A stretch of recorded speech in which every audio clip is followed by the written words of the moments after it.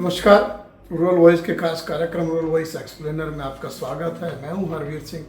आज हम बात करेंगे भारत और पाकिस्तान के बीच एक नए विवाद की। असल में भारत और पाकिस्तान, जाहिर सी बात है कि उनके बीच तमाम किस्म के विवाद चलते हैं, लेकिन एक मसला है, एक कॉमन प्रॉपर्टी जिसे हम कहें। बासमती चावल भौगोलिक रूप से उसकी जो परिस्थिति है, जो क्लाइमेटिक कंडीशन है जिसमें वो पैदा होता है, उसका कुछ हिस्सा पाकिस्तान में है, कुछ हिस्सा भारत में है। और बासमती चावल एक प्रीमियम क्वालिटी का चावल है जिसकी दुनिया में मांग है और उसकी कीमतें सामान्य चावल के मुकाबले कई बार 2 गुने से भी अधिक होती है। $800 से $1200 प्रति टन की कीमत पर इसका निर्यात दुनिया में होता है। और जाहिर सी बात है कि इसका जो निर्यात बाजार है वो भारत और पाकिस्तान के ही पास है। सवाल है कि नया मसला क्या हुआ। नया मसला ये है कि पाकिस्तान के मीडिया में अचानक खबरें आई पिछले दिनों कि ऑस्ट्रेलिया और न्यूजीलैंड में बासमती के ऊपर पाकिस्तान को उसके ओरिजिनल कंट्री होने का हक मिल गया है और भारत को जो है उससे वो हक छिन गया है। तो ये जब खबरें उस तरीके गई, हालांकि जिस तरह से खबरें लिखी गई उनके पीछे कोई बहुत बड़ा आधार नहीं था। किसी एक किसान और किसी एक व्यक्ति के आधार पर बताया गया कि उसने पूरा खोज लिया उसका ओरिजिन और उसने बता दिया और जिसको मान लिया गया, जबकि वास्तविकता इसके एकदम उलट है। इस मसले पर न्यूजीलैंड और ऑस्ट्रेलिया दोनों जगह पाकिस्तान के और भारत के बीच विवाद जारी है। इसी तरीके से जो यूरोपियन यूनियन एक बहुत बड़ा मार्केट है बासमती का, और सबसे प्रीमियम जो प्राइस है वो यूरोपियन यूनियन में ही मिलती है। हालांकि मिडिल ईस्ट के देश भी बड़े आयातक है बासमती के, और दुनिया भर में जहाँ भारतीय हैं और गैर भारतीय भी है वहाँ पर बासमती का निर्यात होता है। तो ऑस्ट्रेलिया में भारत के पास जो है अभी उसका जो आवेदन है वो ऑस्ट्रेलिया के फेडरल कोर्ट में है। बासमती नाम के लिए जो भारत की जो संस्था है जो निर्यात मामलों को देखती है, कॉमर्स मिनिस्ट्री में, एपिडा, उसने आवेदन किया है और उसके ऊपर अप्रैल में सुनवाई होनी है। पाकिस्तान जो है, पाकिस्तान की एक संस्था है हमारी तरह ही जो है, trade development authority of Pakistan, TDAP, जो पाकिस्तान की तरफ से पैरवी करती है, और एक राइस ग्रोवर्स लिमिटेड एक संस्था है, उसने भी विरोध किया है। इसी तरीके से जो भारत का जो ट्रेडमार्क जो हमने बनाया है बासमती का, उसके लिए ऑस्ट्रेलिया में वहाँ की जो इंटेलेक्चुअल प्रॉपर्टी ऑफिस है, इंटेलेक्चुअल प्रॉपर्टी का IPR जहाँ दर्ज होते हैं, वहाँ पर अभी मामला है और विरोध इनका वहाँ पर है। तो ये स्थिति वहाँ पर है। साफ बात है कि अभी किसी को कोई उस तरीके से, ना हमें कोई दिक्कत है और पाकिस्तान को कोई अधिकार नहीं मिला है।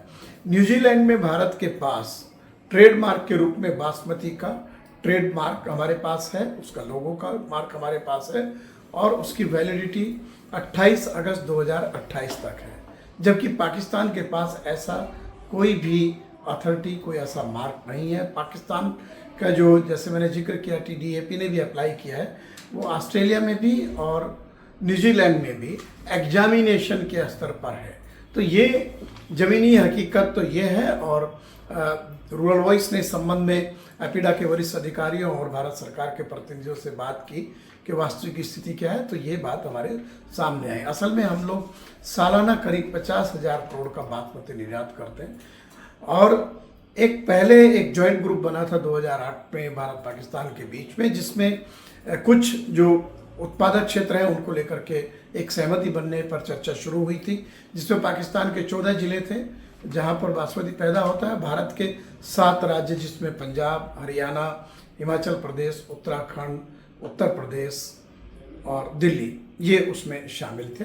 लेकिन जाहिर सी बात है कि भारत और पाकिस्तान के बीच के जो रिश्ते हैं उनमें जितनी कड़वाहट है उसको आगे चलकर इसमें बात नहीं हो पाई और ये कारोबारी सिलसिला चलता रहा। जहाँ तक एक बड़ा बाजार, जैसे मैंने जिक्र किया, यूरोपियन यूनियन, वहाँ पर भारत ने ज्योग्राफिकल इंडिकेशन यानी भौगोलिक पहचान के लिए बासमती के लिए आवेदन किया 2018 में। हमारे देश में GI के लिए काफ़ी पहले से कानून है, उसकी सारी व्यवस्थाएं हैं, उसका कैसे मार्किंग होनी है, कैसे पहचान मिलनी है, उसकी सारा एक व्यवस्था है 1999 से। पाकिस्तान में ऐसा कुछ नहीं था पहले, लेकिन पाकिस्तान ने जल्दबाजी में कानून बनाया और उसके बाद 2022 में यूरोपियन यूनियन में जीआई के लिए, बासमती की जीआई के लिए आवेदन किया। ये एक तथ्य है, पता नहीं उसको हम चौंकाने वाली बात भी कर सकते हैं। भारत के जो आवेदन है उसके ऊपर यूएन ने बहुत ज़्यादा काम नहीं किया, लेकिन पाकिस्तान का जो आवेदन 2022 में दाखिल हुआ था उसको फास्ट ट्रैक मोड में रखा। और उसके बाद जब वहाँ पर आपत्ति मांगने का जब स्टेज आया, जब भारत को पता लगा, तो हमने विस्तार से उसके ऊपर अपनी आपत्ति दर्ज की। पिछले साल ये जून जुलाई में इस तरह की स्थिति बनी थी और भारत ने पूरे विस्तार से बताया, क्योंकि पाकिस्तान ने अपना दायरा भी बढ़ा लिया। पाकिस्तान ने इंटरेस्टिंगली जो 14 जिले थे उनको बढ़ा करके 44 जिले, मतलब ऐसे जिले जहाँ पर धान भी ठीक से पैदा नहीं होता, बलूचिस्तान के इलाके तक, उन सबको भी शामिल किया और पीओके के 4 जिले भी शामिल किए। भारत ने किसी भी तरीके से उसको स्वीकार करने के लिए तैयार नहीं है। हमारी आपत्तियां वहाँ पर दर्ज हैं और बहुत ही सख्त जवाब भारत ने उसमें वैज्ञानिक तथ्यों के आधार पर, ज्योग्राफिकल इंडिकेशन के जो मानक हैं उनके आधार पर दर्ज किया।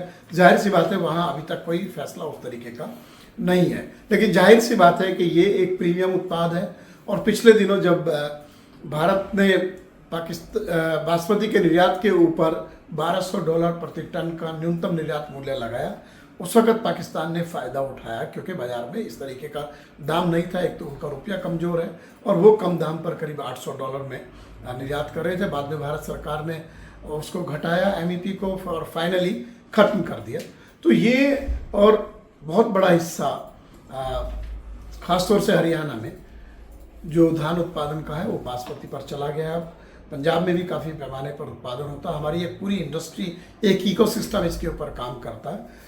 तो जाहिर सी बात है कि एक और डिस्प्यूट पहले इंटेलेक्चुअल प्रॉपर्टी अपीलेट ट्रिब्यूनल में गया था, जिसमें मध्य प्रदेश को शामिल करने की बात आई थी, लेकिन उसमें सरकार ने विरोध किया था। और इंटरेस्टिंगली क्या है कि उसमें पाकिस्तान भी एक पार्टी था, जिसमें मध्य प्रदेश के खिलाफ जो एसोसिएशन मध्य प्रदेश की तरफ से गई थी उनके खिलाफ फैसला आया था। वो मामला भी अभी कोर्ट में विचाराधीन है। हालांकि उनको इसमें सफलता नहीं मिली मध्य प्रदेश को शामिल करने को लेकर। देश में भी उस जो एक प्रीमियम प्रोडक्ट से आमदनी हासिल करने को लेकर के अलग किस्म का एक डिस्प्यूट है, लेकिन जो अंतर्राष्ट्रीय स्तर पर है वो भी है।